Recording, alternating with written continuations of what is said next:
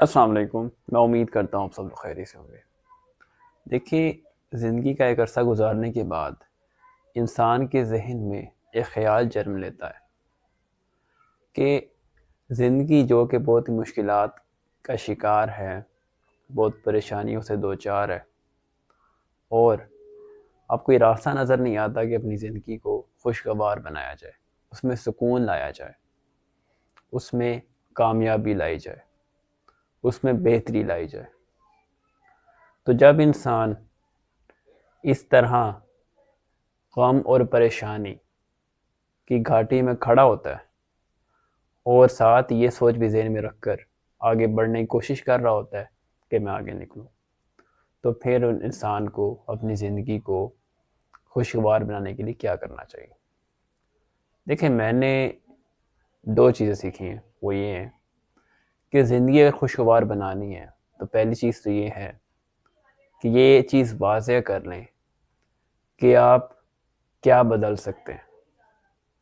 جو آپ بدل سکتے ہیں دنیا میں اس کو بدلیں، اور بدلنا اپنی ذات سے شروع کرنا ہے۔ جو کامیابی لانی ہے اپنی ذات سے لانی ہے، با کردار اور با عمل انسان بننا ہے۔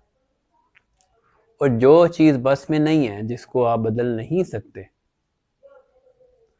اس کو چھوڑ دیجئے،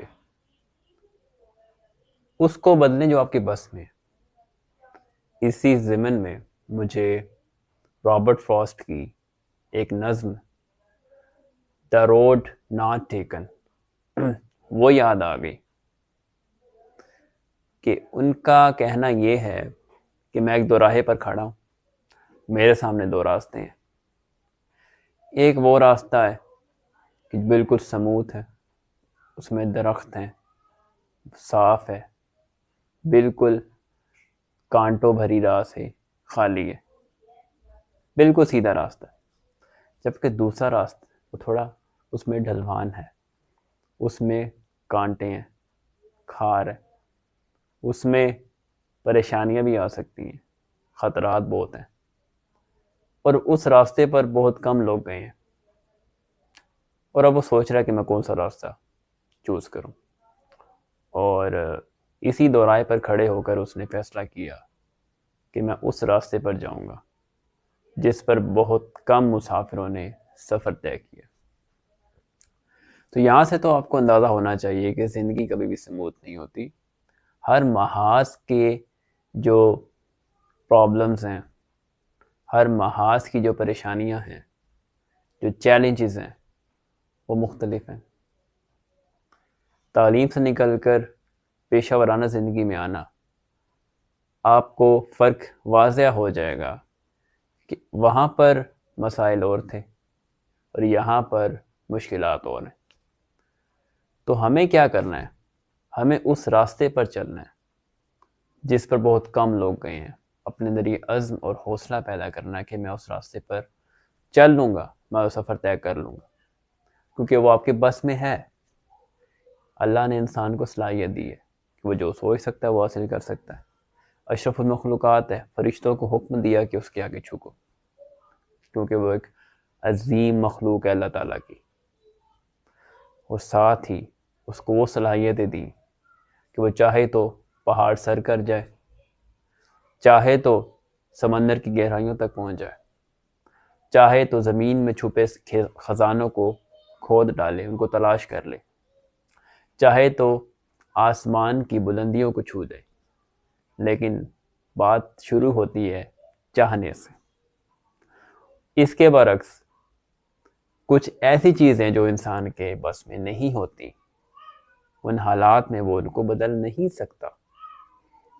کہ جیسے بہت عزیز آپ کی زندگی میں کوئی ہو، آپ اس کو بدلنا چاہیں نہیں بدل پا رہے، تو آپ اس پر اپنی سکلز، اپنی مہارتیں ضائع مت کریں، اپنی انرجی ضائع مت کریں، بلکہ اس طرف چلیں جو چیز آپ بدل سکتے ہیں۔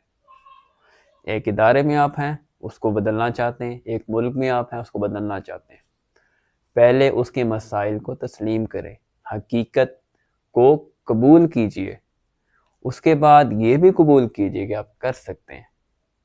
اور جب آپ کو یقین ہوگا کہ آپ کر سکتے ہیں تو آپ کر لیں گے. اور ساتھ ہی جب آپ گھبرائیں، جب آپ اپنی منزل مقصود پر نہ پہنچ رہے ہوں، جب مشکلات بڑھ رہی ہوں، جب کالے گھنے سیاہ بادل آپ کے اوپر منڈلا رہے ہوں، تب امید کا دامن نہیں چھوڑنا، کیونکہ آپ کر سکتے ہیں. اور اللہ نے آپ کو کرنے کے لیے ہی پیدا کیا ہے.